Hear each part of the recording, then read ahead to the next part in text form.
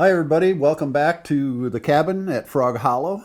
Today, Chris and I are talking about Great Lakes flies and those who design them and some of the great patterns that are out there. We're going to have a guest hire or two this fall. We're just started into our second segment here.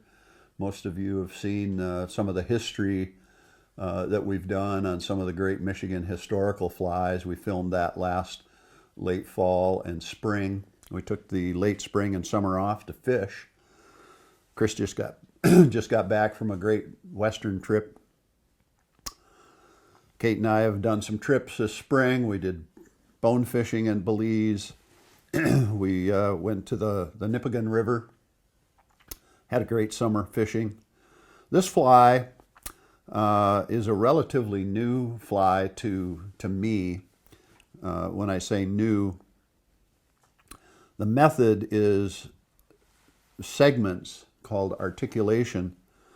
This has three sections to it. Blaine Chocolate was a big influence to me. He's a friend of mine and part of the TFO advisory staff. So we had an opportunity to do some work together. So I took some of Blaine's ideas and incorporated them into a Sculpin pattern, which is so important for the upper Midwest region. Literally every freestone stream in the upper Midwest have Sculpins. Sculpins are a bottom crawler. They dart around. They have a big, wide, fat head, big pectoral fins. They're very prehistoric looking. You can look them up on Google and take a look at some of these Sculpin patterns. But what we do here is articulate this thing so it has a great swimming pattern. It is weighted so it dives pretty deep. Something a little bit unique on all of my weighted flies that I don't have a cone head on. I will identify weight in the fly by a few wraps of red thread. When I finish the fly, I put red so that I know that that fly has weight in it, even though you can't see it. But the articulated Sculpin turned out to be, on our Nipigon trip, the fly. It was the saver, and we absolutely killed the big brook trout up on the Nipigon this fall. White was the color. We tie this in olive, which is probably the number one color, black, ginger, and olive. And it turns out that the white on the Nipigon, for whatever reason, for these brook trout, outfished everything else. I can't even tell you. We stopped using other colors after day 2. It was so good. So the articulated Sculpin is next on the docket to tie. It's a fun tie. It's a long tie because we're tying 3 flies to get one because of all of this articulation, as you can see. So let's tie it. So we're essentially tying 3 flies here and putting them together. So get either a large cup of coffee or a large beer because this is going to take a few minutes. So we're going to start with the very tip end first. So what I've done is I've taken a ring-eyed hook and I've cut the bend off from it. So I'm going to show you here when I twist this sideways. I'm just going to put that in the vise so that I can tie the short body on this shank and the ring eye of the hook. So let's get going because this is a long fly pattern. We're going to add the thread and dress it all the way back to the tip of the jaws of the vise. We're going to tie in our medium copper wire, which is going to rib the rabbit that's going to go across the back. Lash that in. Next, we're going to add the copper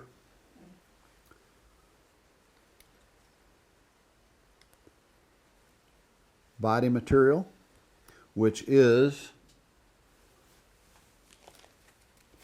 UV polar chenille, copper color. Comes in a lot of colors. I use several of them. So we're going to Palmer wrap this forward to the eye. This is long, shaggy stuff, so you kind of have to groom it as you go. And we're going to give it a haircut across the top of the shank of the hook where a rabbit strip's going to go. We're going to stop right there. Give 3 wraps around. Snip that out. Tighten that up a bit. And we're just going to snip across the top. Next, our rabbit goes in. We're going to V-cut the front of that rabbit so that it ties in small. You can see there in the camera I V-cut that. I'm also going to take the hair off the top of the V so that ties down tight to the hide and not onto the hair itself. So that gets right up, snubbed close to the eye of the fly, as you can see. Several really tight wraps because we don't want anything going anywhere. So we're going to rib this down. I'm going to add a little bit of moisture to my thumb and index finger. First wrap around is the toughest. We talked a little bit about that with the Zonkora pattern. And this is only going to take a couple ribs to get this where we want it.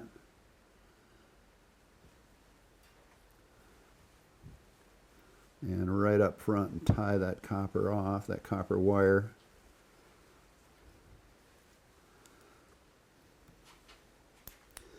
Now we're going to snip about 1/4 of an inch off the back of that hook shank. That's the back of the fly. I'm going to show you what I do here on all of these patterns for a shag dub head. I'm just going to use the same color. I'm snipping out some of this rabbit fur because I'm going to use that as dubbing for the head. And I'm going to mix it with a little bit of ice dub, about 50-50. You can see on this head of this fly and subsequently at each tie-in point I've got a little bit of dubbing to separate the two. So that's what I'm making right now, is that dubbing. So there's about 50-50. I'm just going to put those together and I'm just going to shred them together to make some dubbing. Now if you were doing, like when I'm doing a ton of these, I've got a little grinder. What it is an old coffee grinder. I just throw it in there, hit it once, it goes zip, and it's all done, which is kind of cool. So I'm just going to grab a little bit of this dubbing now, and I'm just going to push this over the eye of that hook. What this is doing, more or less, is just covering my tracks here. You're going to see a little bit of flash, but not much. You can see it there. Finishes that eye so that your thread isn't hanging out there and looking all unprofessional. So that's step one. So that's one fly, right? That's the tail gunner, so to speak. Second comes the articulated hook shanks. I'm going to put that in the vise. I'll show it to you. These are Fish Skull product. This happens to be the 3/4 inch length, which I like for the midsection of this fly. So what we have to do now is attach our tail section to this. So we're just going to spread that a bit, slide that on, and that's going to go all the way back and pop into that opening right there. So that's what it looks like. And then we'll set it back in the vise and start tying section number 2. So what we're going to do here, where you see the split, we're going to lash that down so that locks in. There goes the lash down. Take it right back to the loop. Add our copper wire to do the ribbing process again.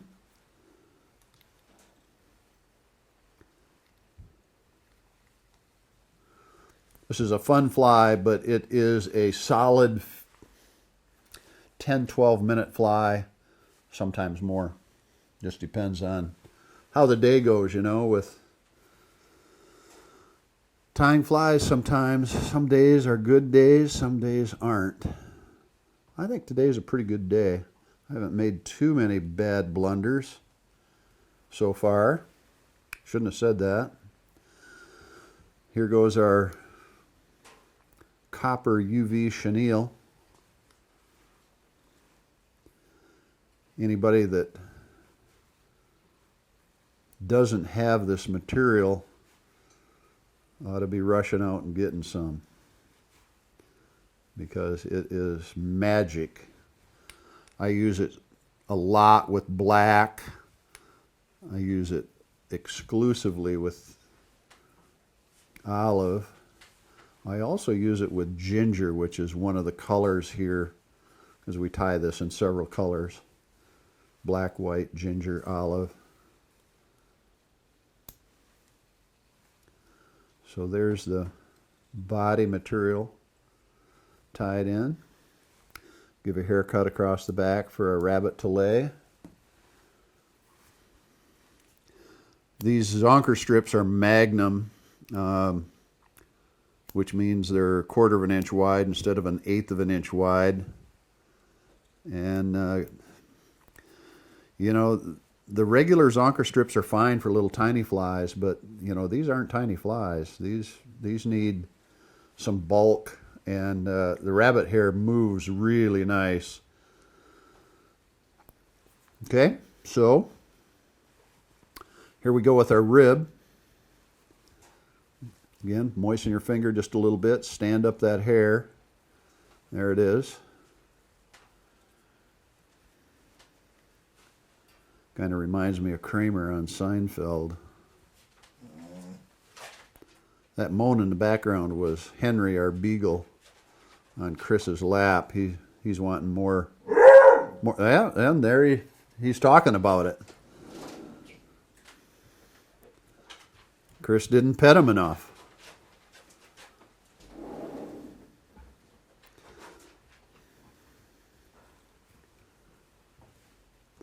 Henry is a half beagle, half coonhound. You'd never know about the beagle. He's mostly coonhound. But for our friend in Kentucky, Brad, we're going to send him back to you if he doesn't straighten up here in a few months. Again, about 1/4 of an inch. We're going to snip out the rabbit, and that is section number 2. Notice how that kind of marries all together. We're going to add a little bit of dubbing here at this point. Push it over the eye. One wrap completely around. Grab it and pull it back. See how nice that just covers your tracks where the thread head was? It just makes a professional looking job. Whip finish this. Now we come to the body of the fly. So that's section 1, section 2. We've got articulation, which is good. I always test them to make sure that they wiggle good. So next we have to tie in the hook, or clamp up the hook. Tell you about this in a second. I need to adjust the vise just a little bit. This is a heavy wire hook. So this is that Kona Universal Strong streamer hook. This is a size 2. Very heavy wire, lots of weight. You can either weight this fly or not weight this fly. I personally weight it, which I'm going to do now. I have forgotten to bring over my lead wire. There it is. Oh. So we're going to put 8 or 9 wraps. This is 25 thousandths lead wire. Right up here at the head. There's 1, 2, 3, 4, 5, 6, 7, 8. Snip that out. Cut that tag off. So that's right up in the front 1/3 of the hook. I'm going to run my thread through the wire to lock it on there. Put it where I want it. wrap back through it, build a little ramp on the back. Now we're headed for the bend of the hook here to tie in the wire connector. The wire connector is a nylon coated wire. This is 30-pound nylon coated wire. You can buy it, you can buy it fly tying materials departments at fly shops. You can also buy it in regular tackle stores. They have nylon coated wire for, for trolling, for pike leaders, all kinds of stuff. So what we're going to do is we're going to tie, and I like the nylon coated because it gives something for the thread to bite into when you're tying it on. So I'm laying that on the top of the shank of the hook just like that, right up next to the lead. Lash that down good.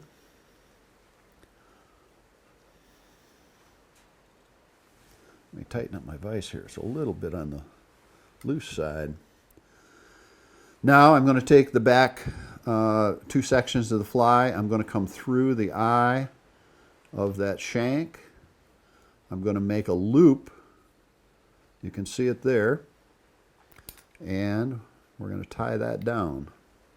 So there's the loop that's going to hold this fly in place. Now, I am getting right back here to make that tie and loop a little smaller. Then I'm going to go around it a couple times to make it even smaller yet.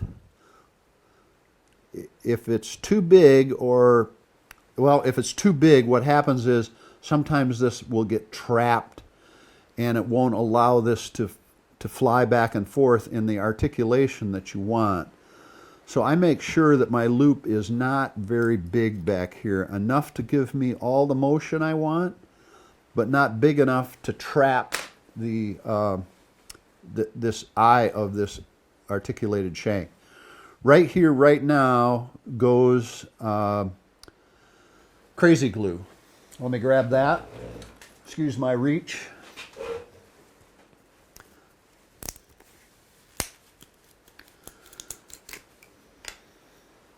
We're just going to dop a little crazy glue right on that wire tie-in. Up over the lead a little bit. That's just going to take a second to dry. That is there forever. Now we're going to tie in some wire because we're more rabbit, more body material. Now you know why I charge $6 a fly for these flies.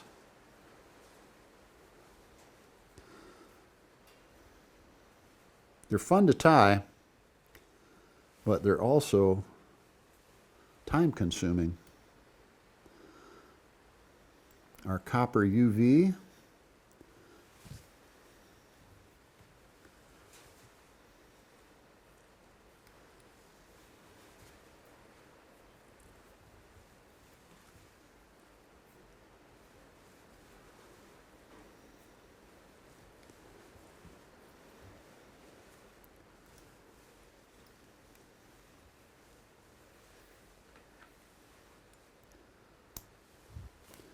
Done. Little snip across the top to give our rabbit a place to rest. Do the V-cut on the rabbit.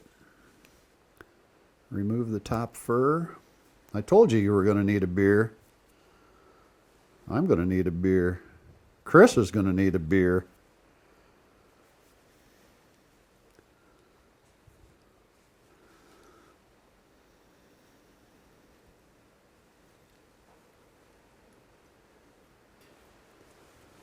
Copper wire. Boy, it's nasty outside. It is more than 50% snow right now, but the other 50% is ice cold rain pellets. Not a very nice day at Frog Hollow. Other than we're in a nice warm cozy cabin. We're about to have a snifter of scotch here or something when we're done. or 2 maybe. Okay. So we've got our rabbit. Let's say we've got it installed. Same thing here. We're going to go back 1/4 of an inch beyond the eye of the former fly. So that's what this whole business looks like. Looks like all one, except really crazy articulation. I add a spot of dubbing right here. Not much. I'm just going to go around this spot a couple times. So the next thing we want to do is we want to put our red throat. Here's the fly. So we're going to put this blob of dubbing, and this is just Senyo's laser dub in red, and I'm just going to separate that a little bit, kind of make a single strand yarn out of it. I'll show you how I'm going to attach it. So we're upside down here. We're going to lay that right where we want that throat.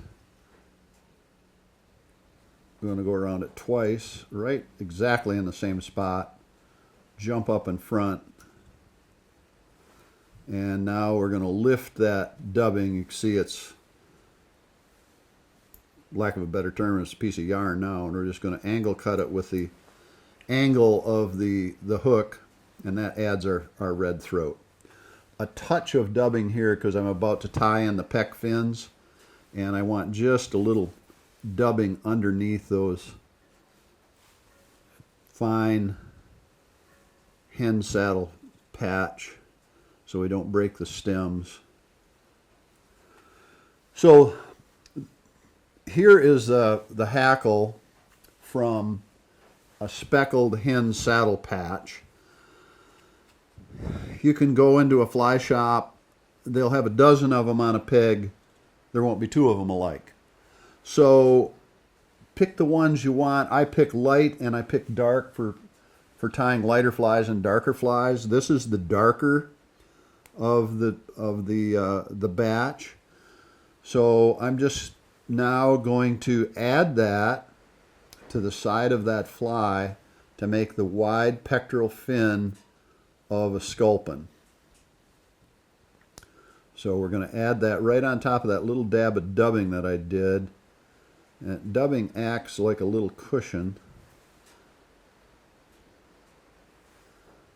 So there's side A, and then we'll do the other side. And we'll just match that in length. That's got it. And there's the other side. So now I'm going to trim those stems out because I'm going to do a rag head here over top of that lead.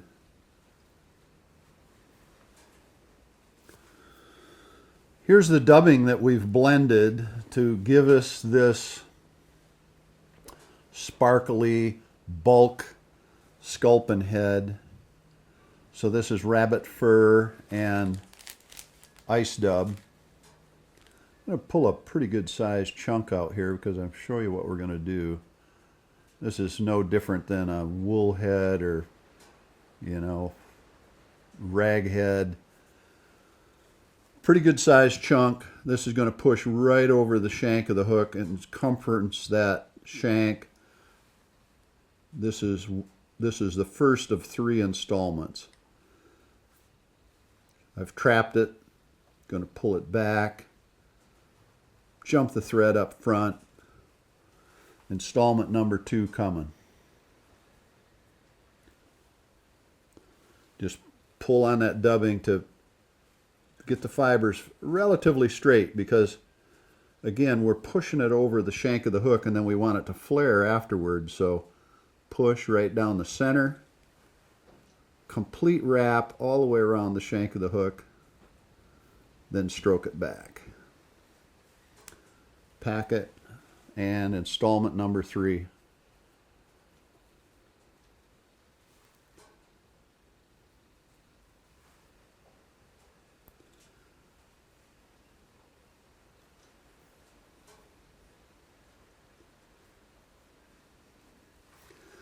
Now pick it out. Use a comb, whatever you want. I just use the tip of the scissors. You're not going to lose very much hair picking it out, I can tell you that, because when you do it in that style and elongate those fibers in the dubbing, you wrap right in the center of them, you've trapped them, and they're there. So we're going to whip finish this, and we're going to do a little bit of a trim, but not much. So my identifier, here's the red thread. I'm just going to do a few wraps of red right up there on the head, so I know that this fly is weighted when it comes to my fly box. We'll whip finish that.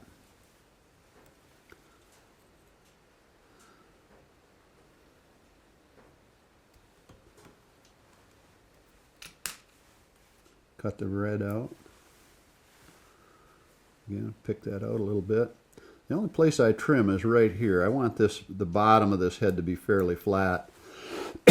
So I just trim it kind of on the same lines that I did that gill. And I'm going to turn this sideways so you can see not only the profile of the head, the pectoral fins out to the side. Fairly easy fly to tie. It just takes a while, and it's worth every minute of it. Again, I tie them in olive and copper, black and copper, ginger and copper, and white on white. And you'll see those on our website when we get those posted up there. And all the videos will be up there, so you can just simply go to our website at SS Outdoors, and you can click on those flies and come to the video. You can buy them there. You can do all kinds of stuff. The olive articulated sculpin.